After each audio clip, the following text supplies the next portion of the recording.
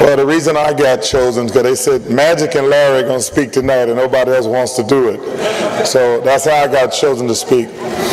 This is an incredible weekend. I want to thank the city of Springfield and the Basketball Hall of Fame for rolling out the red carpet. It's an unbelievable weekend. I want to acknowledge the 1960 team. It's been so much fun hanging out with those gentlemen all weekend. It has been some serious trash talking going on. It has been so much fun, but I got admiration and respect for them because that's something we will share, winning a gold medal. I want to congratulate all the inductees. No disrespect to anybody, but Scottie and Mailman, I got really great admiration for those two guys, just as peers and also playing on the '92 Dream Team. So please give these guys and ladies a hand.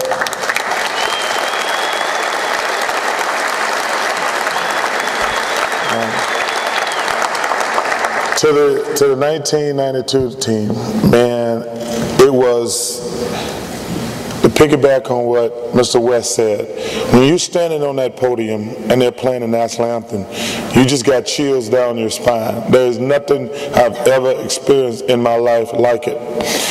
And, you know, everybody know these guys. You can ask Coach Carlissimo and Coach Wilkins. The only person missing is Coach Daly. And we want to remember Coach Daly because he was unbelievable.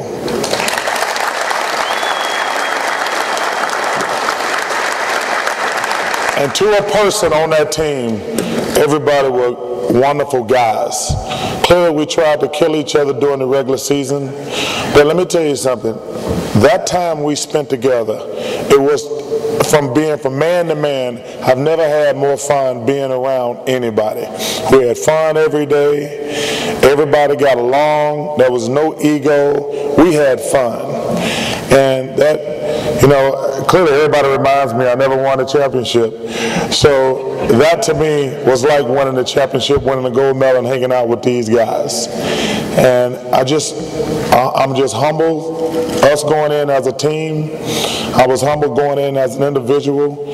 And I just want to personally thank every one of these guys. That was one of the greatest times of my life, and I think about it all the time. Thank you guys for coming.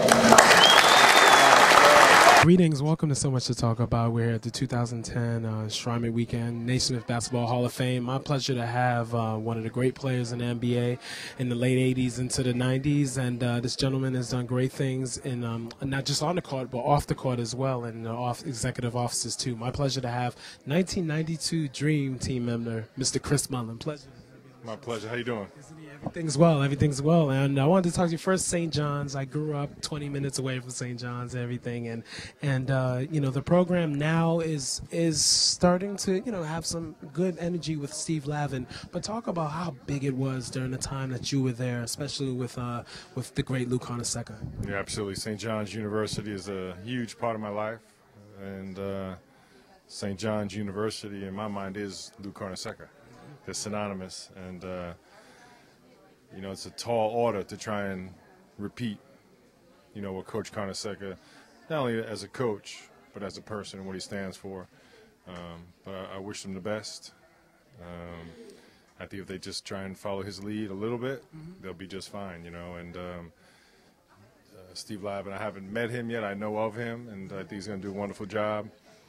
I do think ultimately the best solution is keeping New York guys home. You know, I think that's that worked for us.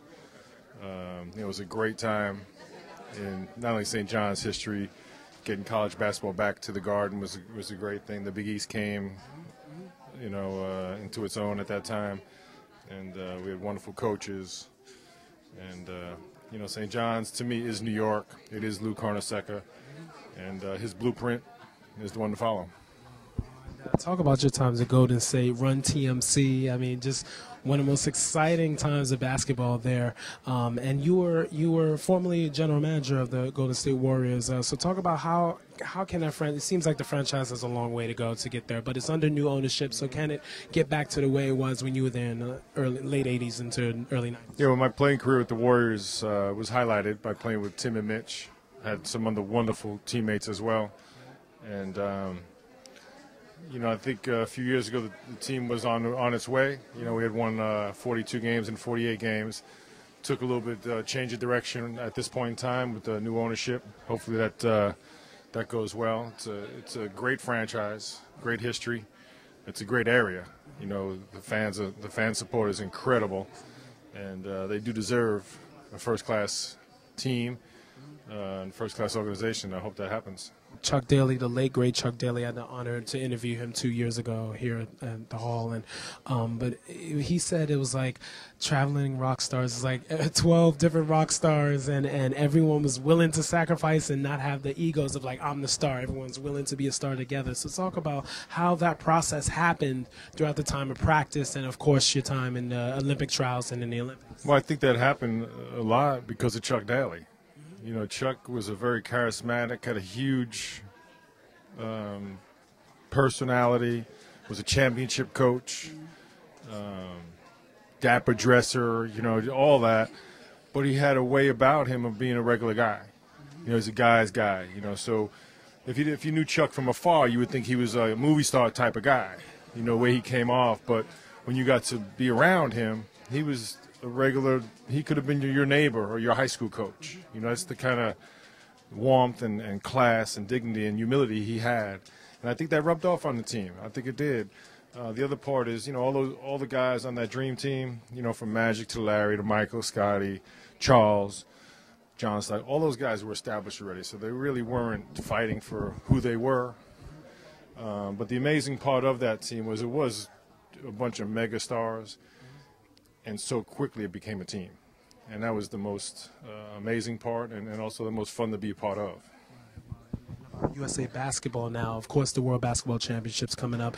None of those players on that team were on the gold medal team in 2008. So what's the prognosis? What do you think is going to happen with this team? It's a lot of great guards, for sure. So do you think this team could really come together and be able to bring home the first championship since '94? Can you believe that? I think so. I think they have enough. You know, obviously when you don't have your best players, that's always, you know, a concern. I think other teams, other countries are missing some of their top guys as well, so that may even out a little bit. I think we may play a little different style than usual, maybe go a little smaller and quicker and more athletic. But I think we have enough. I think it'll be interesting, though. I think I'm really kind of interested to see how it turns out.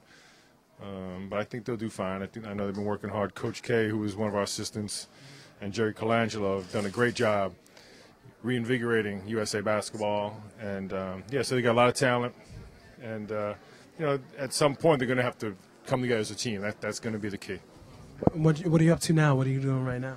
Right now I'm just taking it easy, man. Just taking care of my family and, you know, making sure they're all doing well and looking at a few different opportunities coming up. But enjoying life, healthy and happy and no complaints.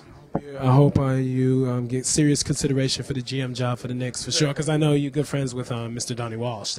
Well, ultimate respect for Donnie. You know, wherever Donnie is, that place is going to be fine. So as long as he's with New York, they're going to be in good hands. Mr. Mullin, pleasure. Thank you for the time. Okay, thank you.